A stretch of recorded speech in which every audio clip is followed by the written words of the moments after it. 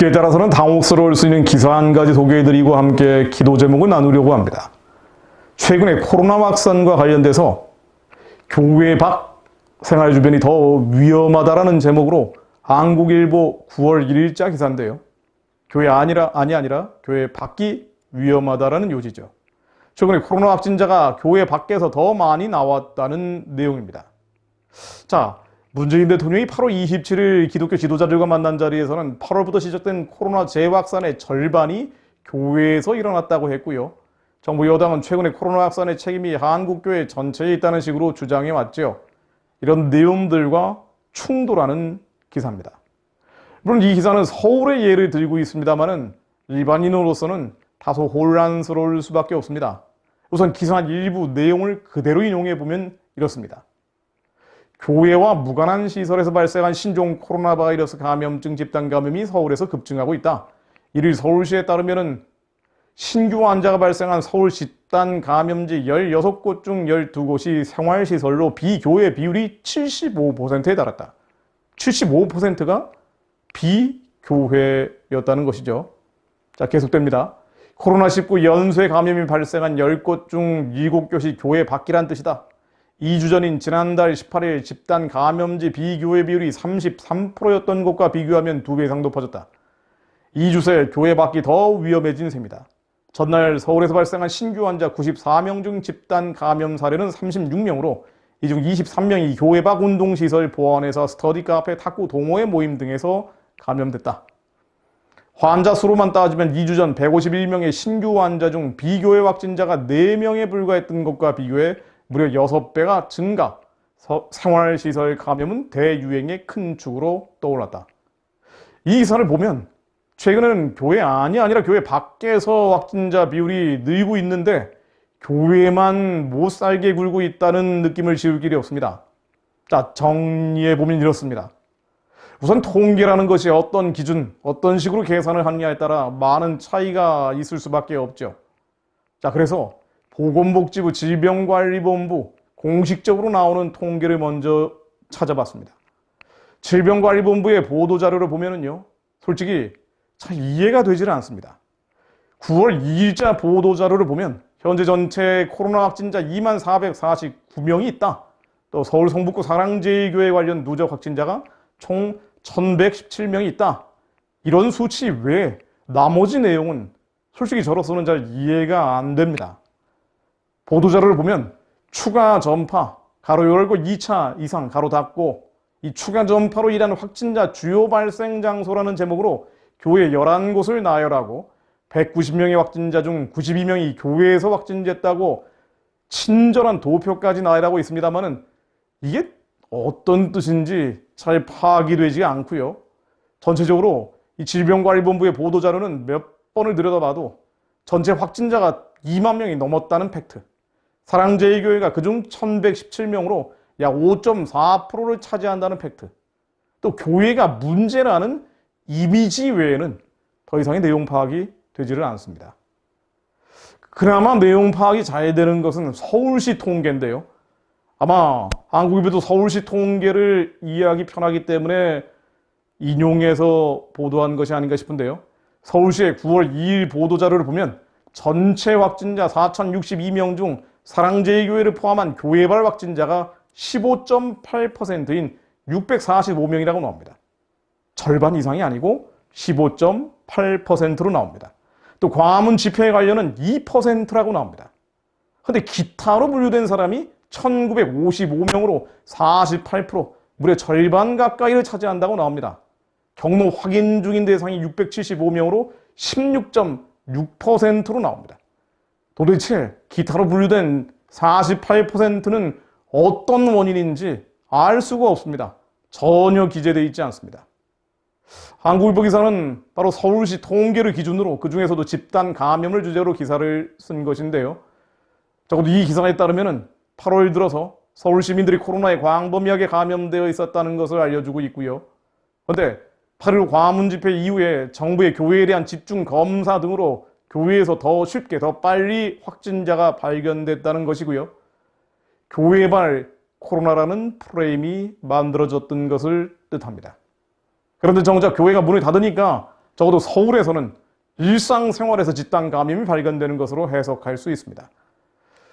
전국에서 정확한 통계가 어떻게 되는지, 한국교회 전체가 정말 코로나에 가장 취약한 감염원이었고 교회 전체가 문을 닫아야 할 정도였는지 결론적으로 종합된 자료는 발견할 수가 없습니다. 단편적인 통계를 인용하고 단편적인 자료를 인용하고 단편적인 주장에 정치적인 선동이 뒤섞여서 한국교회와 코로나가 동일시돼버린 셈이죠. 한국일보 기사는 지금 만들어진 한국교회와 코로나의 등식관계, 이 논리적 허점 중 일부를 보여준 것이라고 볼 수 있겠습니다.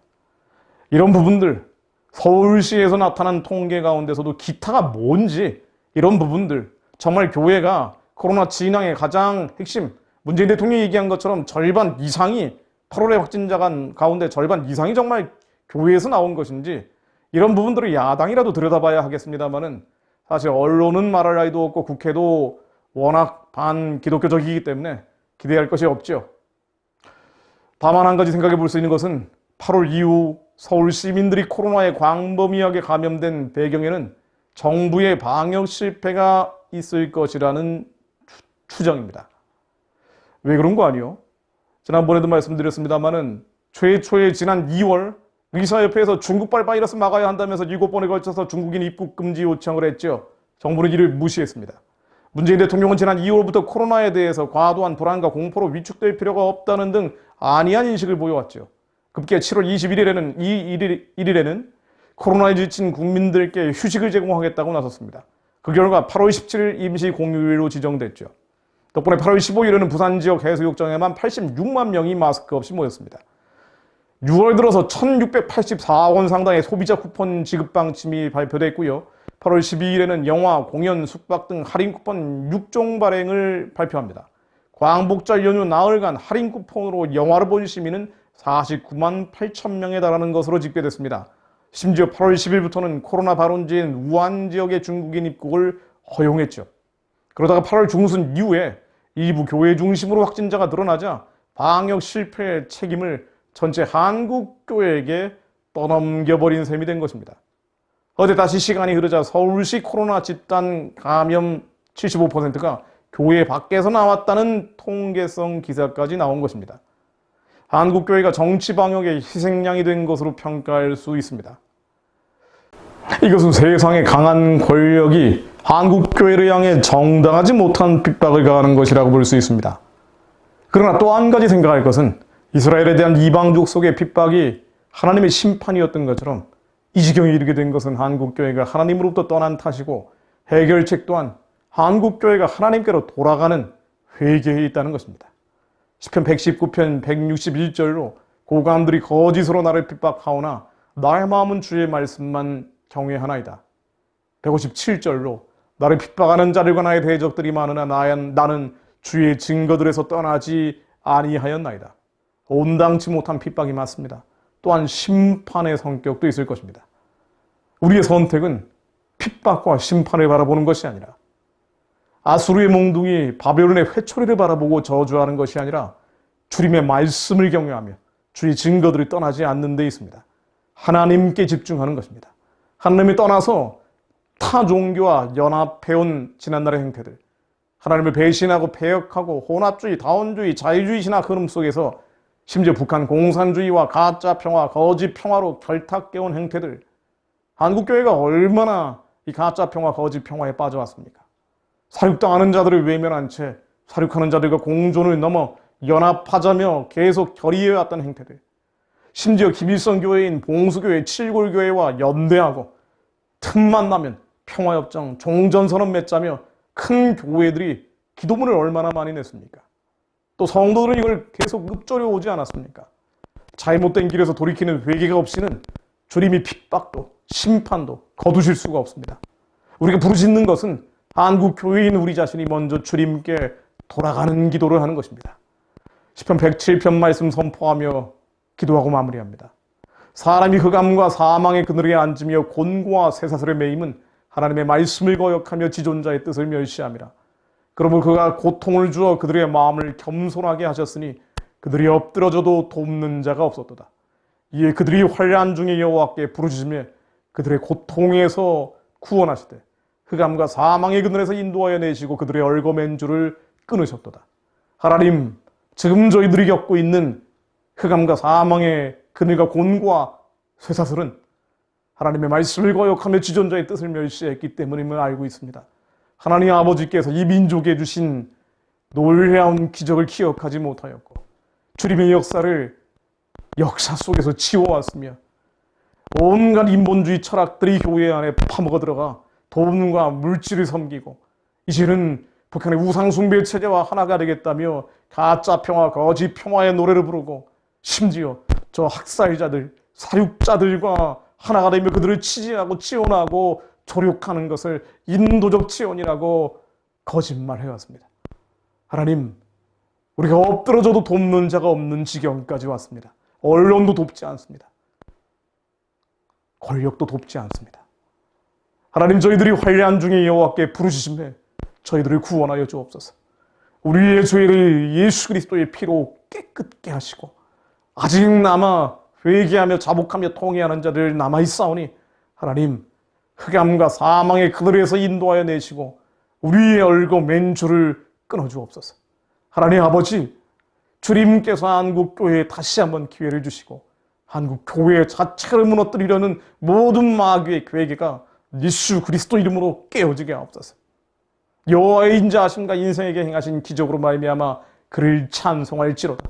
그가 논문을 깨뜨리시며 쇠빗장을 꺾으셨음이로다. 하나님, 한국 교회를 해체하려는 모든 논문을 깨뜨려 주시고 쇠빗장을 꺾어 주옵소서.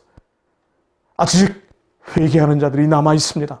하나님, 의인 10명이 채워지고 있사오니 하나님께서 올해 차마 여기까지 저희들이 인도해 주셨던 것처럼 다시 한번 기회를 허락해 주옵소서. 모든 어둠과 흑암의 사슬들, 교회를 무너뜨리려는 이 어둠과 흑암의 사슬들이 예수 그리스도 이름으로 무너지게 하시고 하나님께 돌아오는 교회, 주님의 선하고 기쁘고 온전하신 뜻을 이루어달라며 자복하고 통회하고 회개하는 교회, 나를 위해 기도하는 이기적 간구가 아니라 이기적 종교가 아니라 하나님의 뜻을 이루기 위해 부르짖는 자들이 더 일어나게 하옵소서. 그런 목자들이 일어나게 하시고 성도들이 일어나게 하옵소서. 다음 세대가 일어나게 하시고 새벽에 설교했던 청년들이 일어나게 하옵소서. 주님께서 의인 10명의 예수 군대가 일어날 때 논문을 깨뜨리시며 쇠빗장을 꺾으실 것을 믿습니다. 주님의 기적으로 말미암아 주님을 찬송합니다.